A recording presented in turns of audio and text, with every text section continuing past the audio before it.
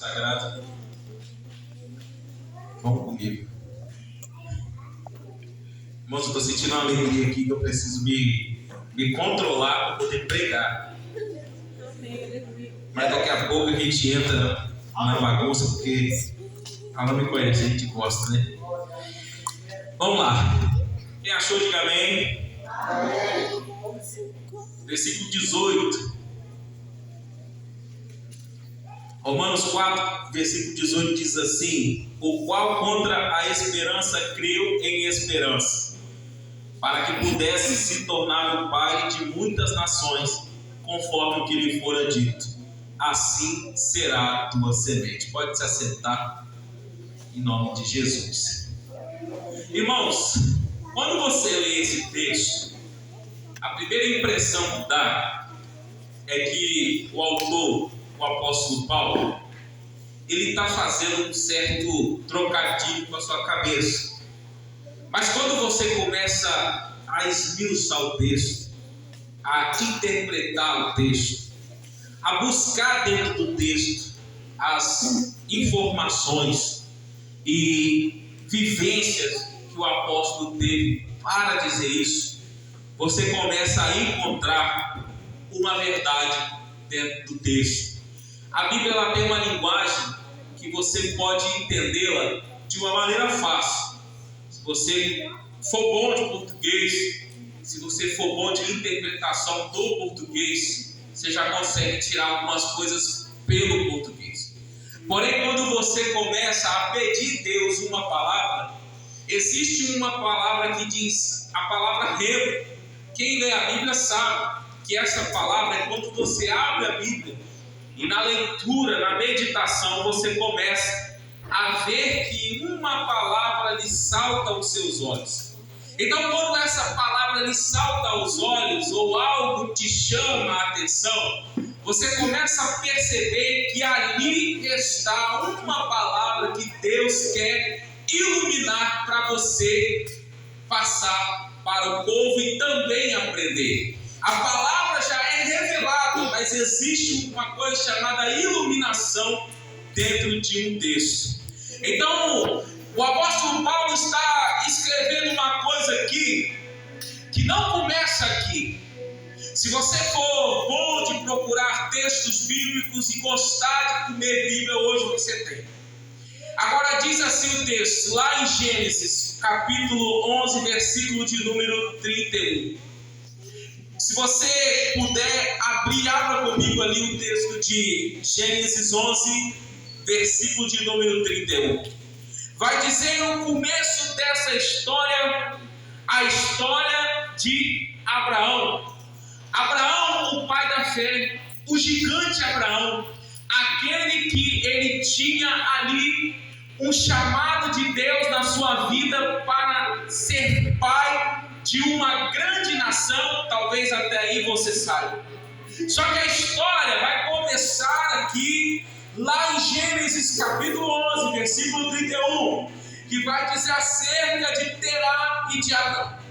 E diz o texto: tomou Terá Abrão seu filho e Aló, filho de Arã, filho de seu filho e a Sarai sua nora, mulher de seu filho Abrão, e saiu com eles de Ur dos Caldeus, para ir à terra de Canaã.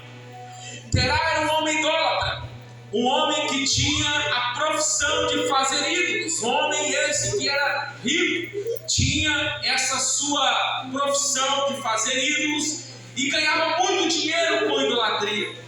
Aqui, quando você começa a estudar, você percebe que Terá era alguém que tinha um vínculo muito grande e muito forte com a idolatria.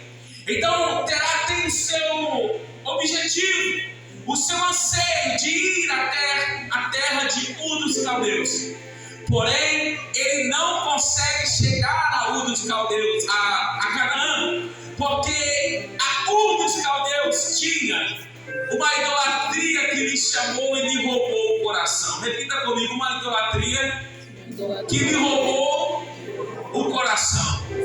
Aqui, quando eu estudava, o Espírito Santo me diz: estamos vivendo numa terra onde a idolatria, que é a idolatria do coração, tem aumentado multiplicado.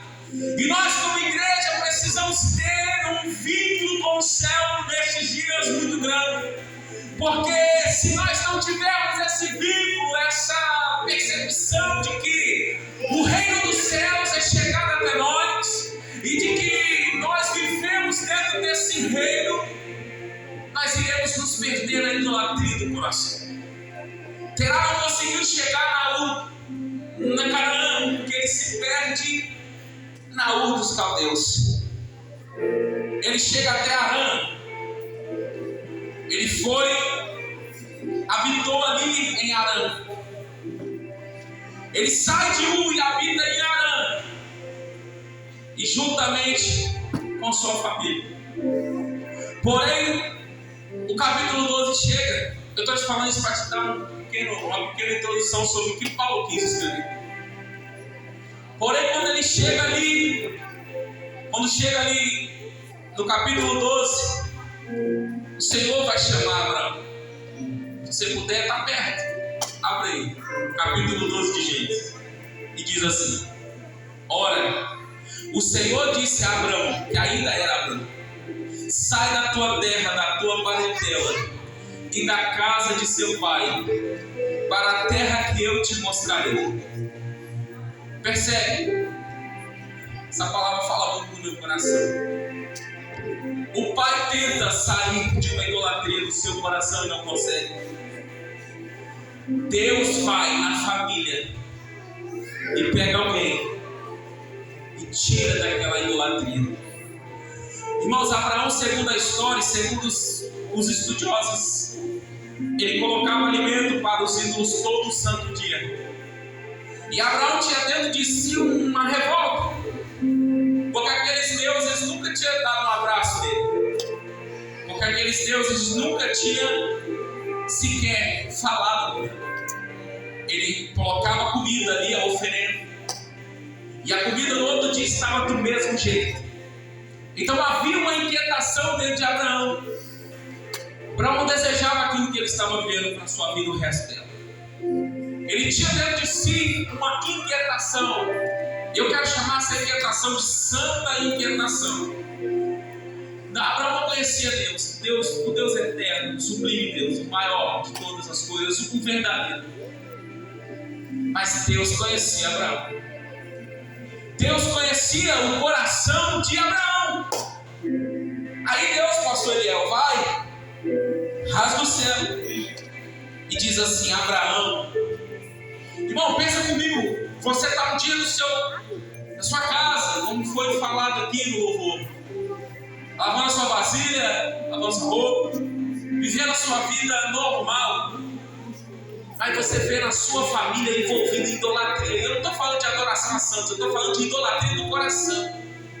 Daquela que rouba a sua atenção das coisas de Deus, daquilo que cega, daquilo que bloqueia, daquilo que paralisa, daquilo que para, daquilo que exprime o seu senso de adoração que Deus colocou. Eu estou falando disso. Aí no meio daquela vivência, todos os dias, fazendo aquilo, coloca a comida, e o ídolo não mexe, e o ídolo não come. É, Jesus. Deus grande. Deus vem, irmão, dos altos céus e chama Abraão. Eu penso que Deus, Ele não ouve adoração, Ele respira adoração. Glória a Deus. Eu estou falando de uma coisa aqui que você vai entender daqui a pouco.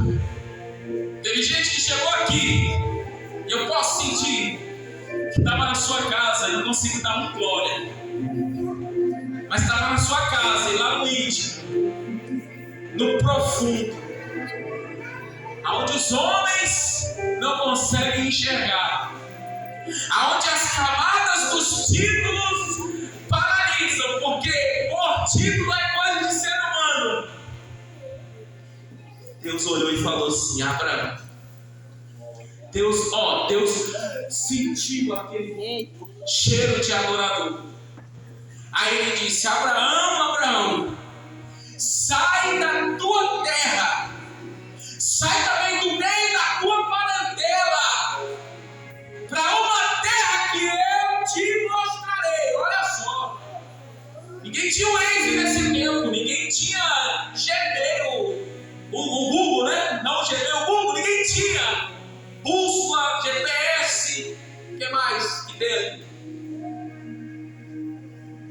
sair. Você acha que você é doido, irmão? Abraão era mais. Eu tenho um artigo chamado Multiverso da Loucura, baseado numa comparação que eu faço daquilo que o inimigo imita para aquilo que é real. Você serve ao Deus que procura verdadeiros adoradores. Um dia ele achou Abraão. Hoje ele pode achar você. Por quê? Porque ele está procurando ainda. Será que ele te encontra hoje? Glória a Deus. Mas eu não vim falar sobre isso não, tá? Hoje eu vim pregar sobre uma esperança dentro da desesperança. Sabe quando tudo começa a dar errado assim, que você fala assim, agora eu não tenho mais solução? Hoje eu vim pregar para o teu coração sobre isso.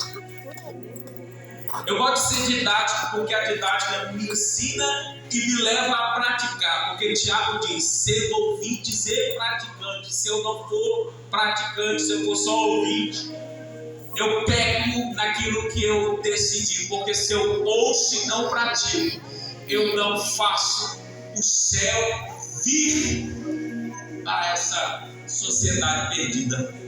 Então o significado de esperança é substantivo feminino que indica o ato de esperar alguma coisa.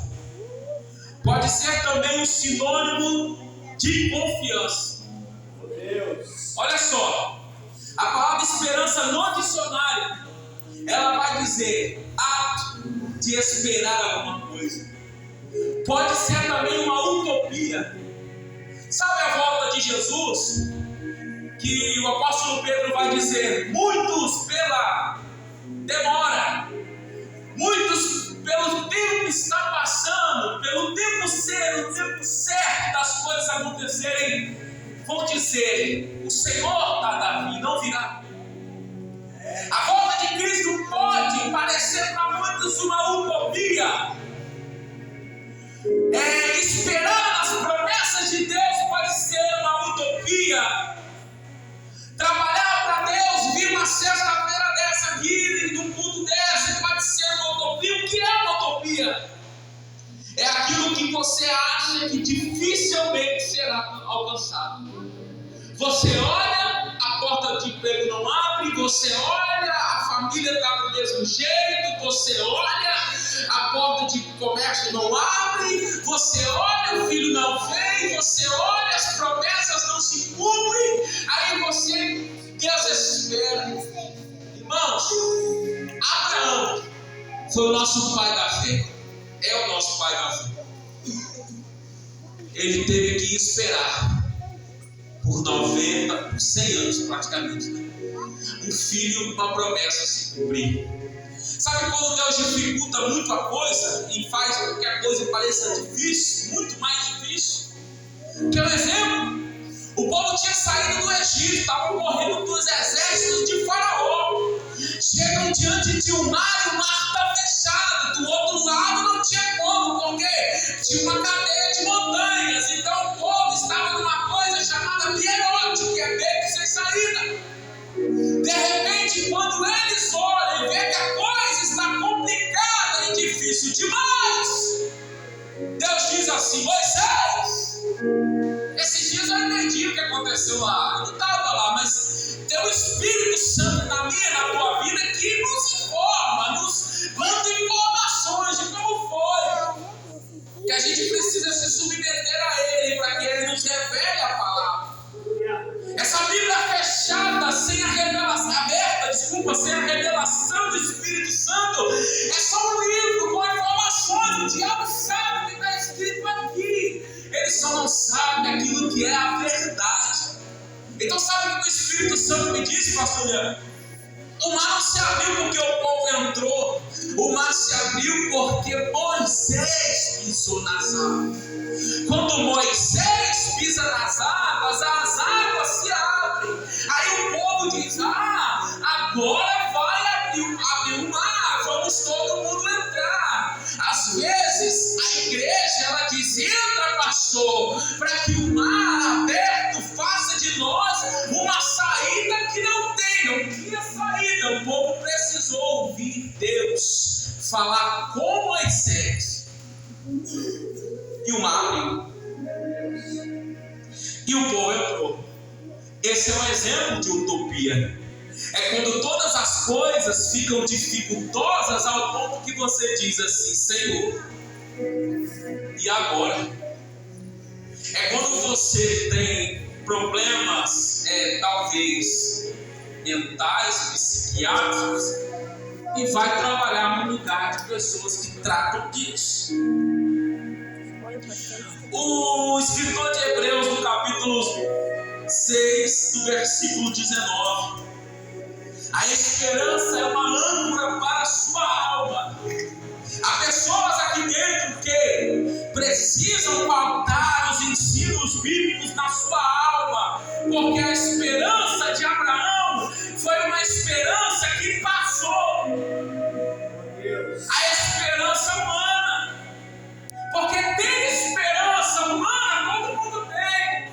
A gente espera que o governo melhore, a gente espera que o gás abaixe, a gente espera que a carne abaixe, a gente espera muita coisa, mas tem um momento, irmão, que tudo vai ficar tão difícil que você vai precisar de ler Hebreus capítulo 6, versículo 19, que diz: temos essa esperança como âncora da alma, segura e firme, e que penetra até o interior do véu. O escritor de Hebreus vai dizer que essa esperança é uma esperança que passa e transcende todo sentimento humano, todo sentimento que você já tem em você. Sabe o que eu estou querendo te dizer aqui essa noite? Você precisa ter a esperança no Cristo que você serve. Por quê? Porque o Cristo que você serve, quando Ele quis mostrar o amor dele, Ele disse: ninguém tem amor maior aqui do que eu. Em dar, Jesus falando, né? A vida em prol dos meus amigos. Então Ele sobe na cruz. O amor de Deus é o único que pode chegar.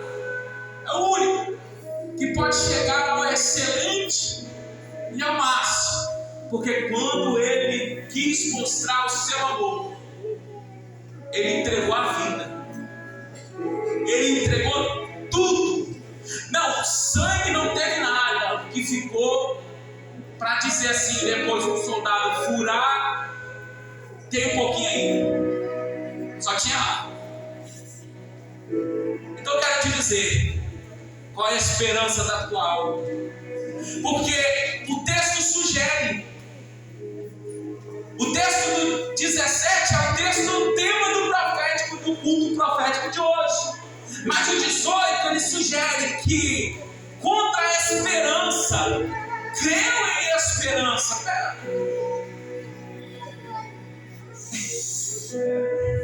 Isso aqui é aquilo que a gente chama de paradoxo.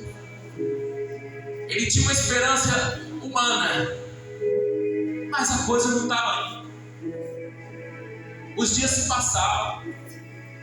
Talvez ele olhava para casa e não escutava o choro de um neném. Talvez ele olhava para o quarto do seu filho que ele tinha produzido ali, feito, e não tinha filho. Irmãos, é muito fácil vir aqui, não sou contra, pelo amor de Deus, cada doido de sua maneira. Mas é muito fácil iludir uma igreja. Eu não estou dizendo que se faça isso aqui, pelo amor de Deus, né? Estamos no Brasil, que a gente fala paz e alegria. Mas uma esperança, ela precisa ser crivada pelo teste de um tempo em que Deus resolve ficar mudo. Deus ficou em silêncio. Deus não respondeu a Abraão e disse: Abraão, amanhã você terá um filho. Deus ficou mudo. Lá na frente, Deus vai chamar Abraão. Ele estava dentro de uma tenda. Deus vai dizer: sai da tua tenda e vem para fora e conta as estrelas. Irmãos, Deus é muito mais didático do que você pensa. Porque Ele te mostra com elementos naturais. Sabe, um Deus apaixonado por você. Você vai estar andando na rua, você vai ver Deus falando com você pelas placas do carro. Alguns não entendem, irmãos, como eu voltei para o Senhor. Eu me afastei um tempo da igreja. Eu não acreditava mais no amor de Deus pela minha vida. Mas um dia, depois que minha mãe faleceu, há 4 anos atrás, eu tive uma experiência que eu contei ela num lugar, talvez alguém pode ficar sabendo.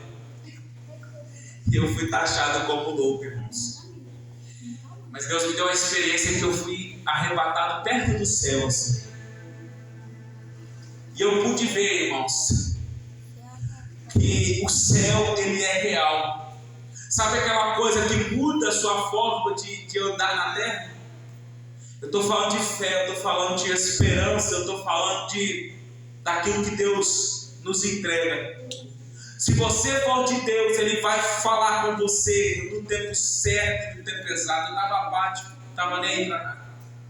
Aí Deus foi até a mim e falou assim: meu filho, vem, que eu tenho que trabalhar contigo na terra. O tempo passa,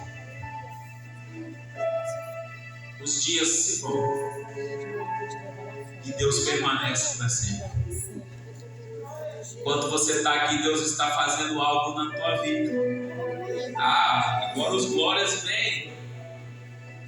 Mas qual o tempo do trabalhar de Deus?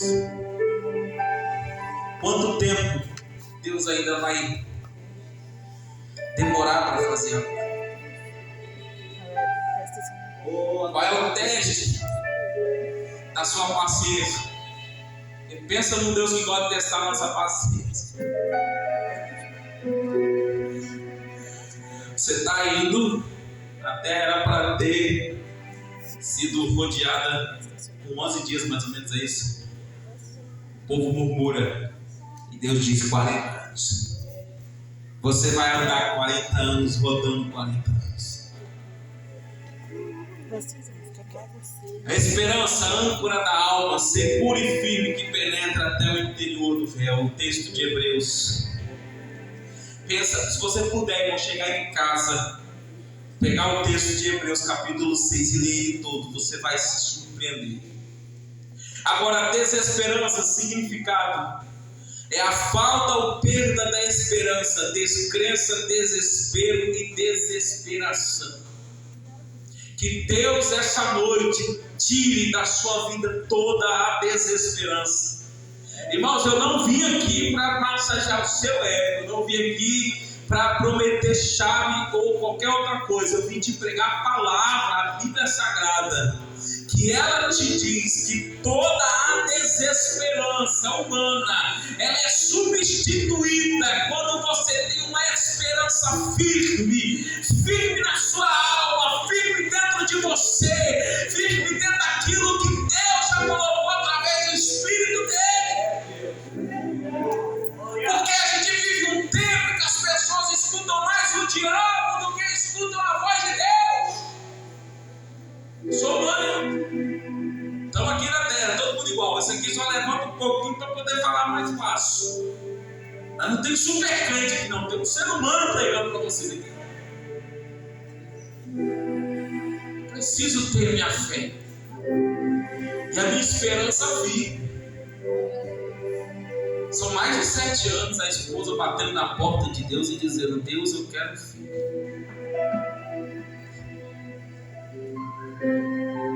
Uma palavra que fala para nós aqui, primeiramente o casal, fala com você também. O que é uma âncora? A âncora, ela segura uma grande embarcação. A embarcação está navegando. Ela está indo ao seu destino final. Não é o Titanic que quebrou, não. É uma embarcação chamada vida cristã em Deus. E ela está indo. Você sabe que você vai chegar lá. Mas de repente, o marinheiro, o condutor, ele resolve pegar a âncora e jogar assim. jogar pelo jogar. Parece que eu posso ouvir, irmãos, eu estou muito louco aqui, você não tem ideia. Parece que eu posso ouvir o barulho da âncora chegando no fundo do oceano. Aí você está velejando, que é uma beleza, indo rumo aos seus sonhos e às suas promessas. Aí a âncora faz assim, ó. Aí a embarcação que estava indo, de repente, ó, aconteceu o quê? A âncora chegou no fundo. Essa embarcação vai ter que parar por alguns minutos. Por que ela tem que parar por alguns minutos? Porque o Senhor precisa que você vá nas brechas da embarcação e pegue betume. Betume não existe mais, existe de outras formas, mas adaptar aqui. Comece a reparar as frestas. A minha mão está suando, irmãos. Sinais visíveis da presença de Deus eu já estou sentindo aqui. Que você comece a reparar a embarcação da sua vida. Há um tempo que Deus fala assim: pare e comece a arrumar aquilo que está defeituoso, porque este mar, ele é muito grande, ele é mar, ele é agitado. A vida humana pode ser comparada ao mar, dias calmos e dias agitados. Então há um momento em que você vai precisar parar. Eu sinto que pessoas aqui dentro, o anjo desceu, jogou a âncora do outro lado. Você vai sentir só isso aqui, ó. A embarcação parou. Aí você diz: nossa, o pregador veio me amaldiçoar. Não, irmão. Toda grande jornada, ela pede um tempo de parada. Até um corredor, quando ele está indo em direção à coroa, ao objetivo, ele tem que parar, ele tem que se hidratar, ele precisa ser abastecido naquilo que ele tem falta, naquilo que ele tem de brecha. Deus está hoje liberando pessoas aqui dentro para estar um tempo com ele aí, um tempo de você vai olhar as coisas, vai dizer: ah, mas está paralisado, está parado, está não, irmão. Deus resolveu fazer você arrumar o seu barco, porque grandes viagens pedem, anota isso, grandes viagens pedem uma embarcação arrumada. Você precisa parar. Jesus está aqui dentro. Jesus está aqui dentro. Uma esperança. Esperança é a última que morre. A esperança da igreja é Jesus. Ele morreu, mas ele ressuscitou para a honra e para a glória do Deus eterno, para a honra e para a glória do Deus de toda existência. Jesus ressuscitou. Eu quero cantar com você aquela canção que diz: eu poderia estar. Enquanto você adora aí embaixo, aquela me atraiu. Se eu souber melhor que eu, quero te convidar para louvar essa canção. Eu poderia estar em qualquer outro lugar, mas tua glória me atraiu. E enquanto louvam essa canção, o Ministério Louvor Se Possível me ajuda nessa.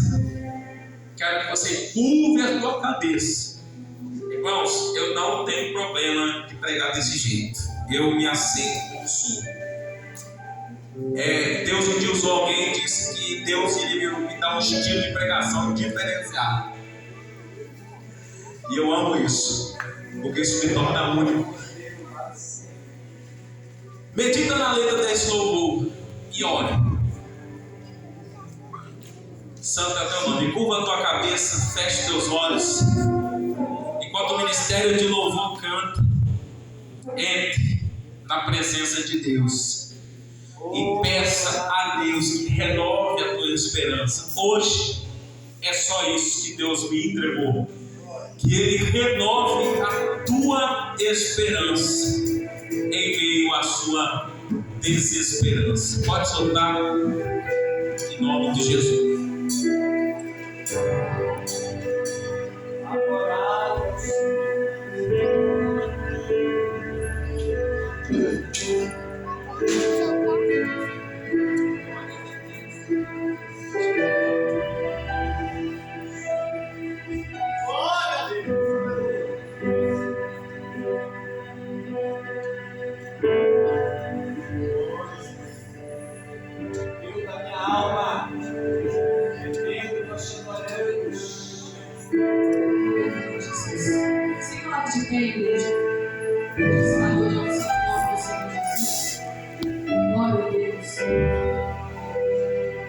Eu poderia estar em qualquer outro lugar, mas tua glória me atraiu, tua presença me atraiu.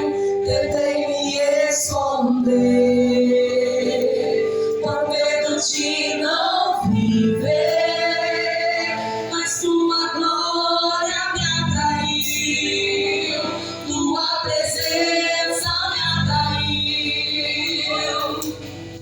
É que a sarça pegou fogo e não se consumiu, e a voz que saiu dela um dia me atraiu, e meu coração queimou até que descobriu que um dia com tua glória vale mais de mil.